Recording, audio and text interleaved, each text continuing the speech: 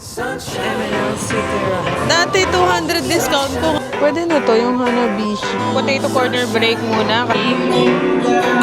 Ano ba? I've been looking for. Tayo ng Wadi Shop. Isn't it beautiful? Naisipan kong mag-vlog today kasi ang dami kong gagawin. Tatapusin ko yung paperworks ko. Tapos bibili ako ng steam iron. Dahil ayoko na mag-plansya nung ganun. Nahihirapan na talaga ako. Tapos magre-register din ako sa M&L City Run kasi today yung last day nila ng early board. Yung may pangalan. Gusto ko yun, guys. And then, ano pa ba? Magsisimba. So, ayun. Kaya kailangan ko munang gawin ito habang si Omel ay namimili ng pang-ulam namin ngayong umaga. Actually, sinimulan ko na yung paperworks ko kahapon kasi nga sa sobrang dami nila.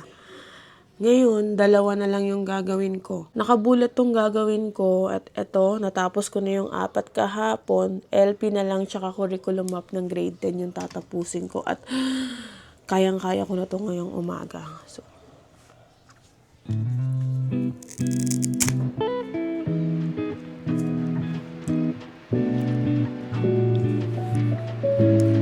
nagluto si Omel ng ano to, Mel? Nilagang baboy.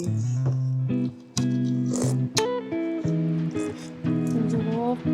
Ang sarap, Mel.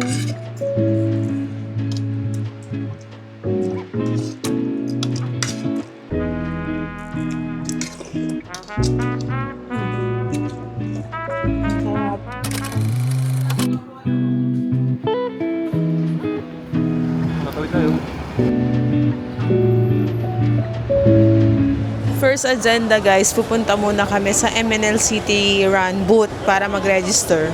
Alam ko, guys, nandito yung kapatid ko. Ayan na, kitang-kita ko na nga sila. M&L City Run. Dati 200 discount ko, ngayon 100 na lang. Diba yan? So, ano pala sila, may yung 4 na to, parang basta. Ano nga, Casey? Yung 4 na to, sa series pala to. Pag nabuo mo to, yung medal niya, pag pinagtagpi-tagpi mo, makakabuo ka ng isang. Basta ganun, guys. Ay, oo nga, may magnet, no? Ito yung series, ganyan. Okay. Nice. Guys, register na ako sa M&L City Run. 5K. So, ang takbo nito ay sa March 8. Tama? Yeah, March 8.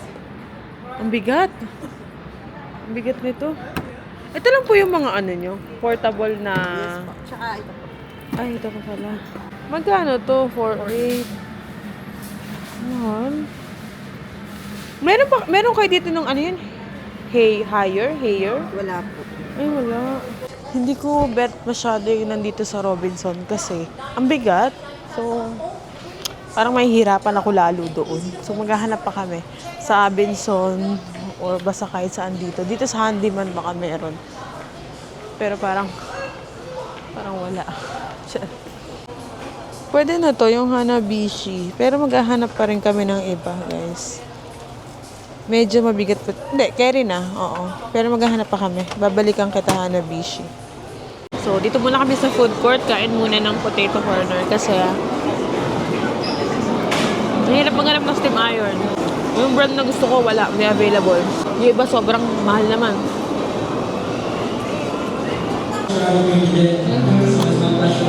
Lucky. Cucumber, guys. Sabi ni Omel, okay na daw sa potato corner. Busog na daw siya dito. Kukuha-kuha na lang daw siya kasi okay naman na siya. Pero wala pa rin siya hanggang ngayon. Naghahanap siya ng food. Abangan na lang natin kung ano dala niya. Ito na siya, guys. At ang dala ay hot dogs! Our favorite. Ganda ng balls na guya, no? So, ito na. Ito na, guys. Affordable, magaan. Perfect.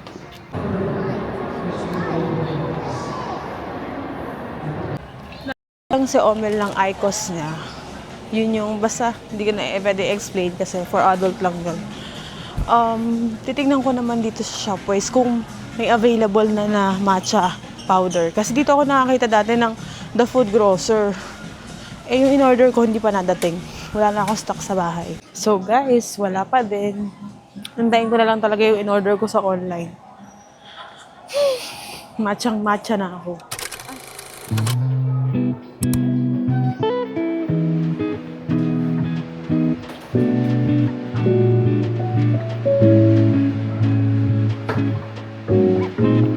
OMG. Ayaw mag-print ng printer. Basta una pa siyang mapagod sa akin. For today, marami kaming paperwork na dapat tapusin.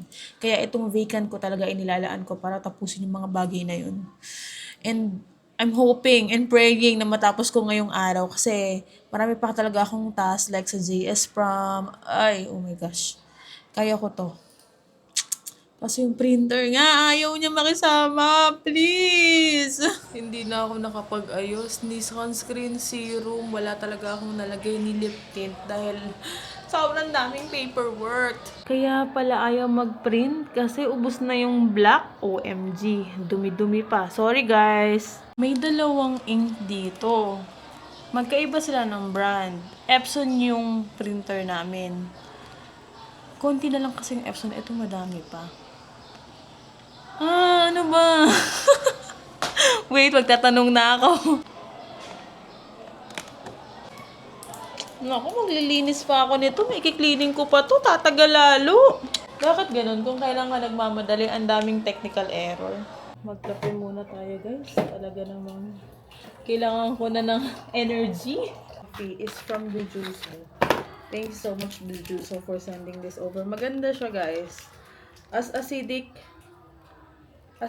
person, hindi ako ina-acid pag ito yung kape ko. Pero, hindi ko to pinupuro.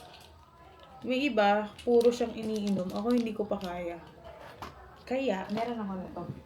This one. So, ito ay 0 calorie sweetener. Ganun.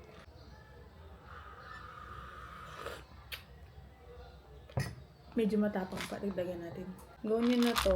Medyo pricey nga lang siya compare sa normal sugar. Pero, mas healthy eh. Tumodi siya. Okay na to. 4 na piraso. Malalaki naman kasi siya.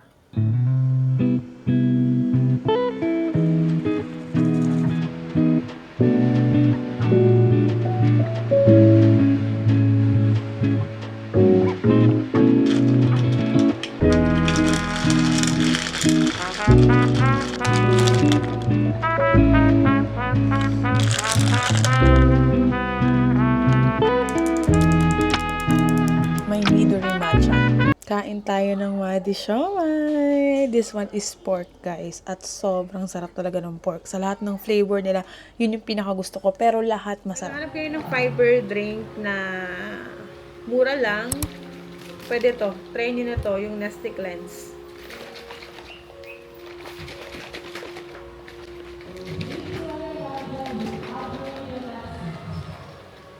Ay, bakit? Nagulat ako. May nakatingin sa akin ako.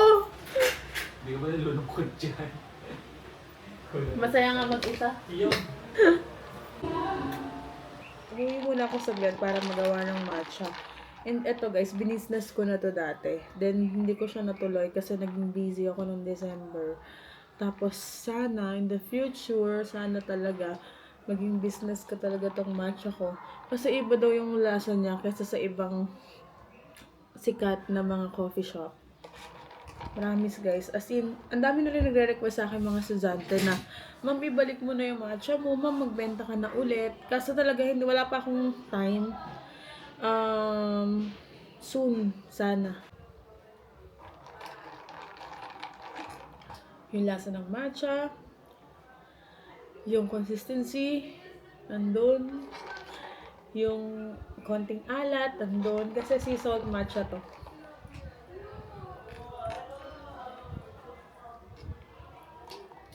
It's so good. The color, guys, goods talaga siya. At higit sa lahat, affordable to. Ang klase ko ay 150 pa. Meron pa akong 1 oras para gumawa ng mga paperwork. Kaya simulan na natin. Sa lahat ng checklist ko, na ba yun? Ito na yung nagawa ko, guys. And isa na lang mga sis. Biruin mo, simula nung Sunday ko lang to sinimulan. Tapos, ito, isa na lang siya. Let's go. Kaya natin to. Pero kung kailan iisa na lang, dun pa tinatamad talaga naman ang utak ng mga Pinoy.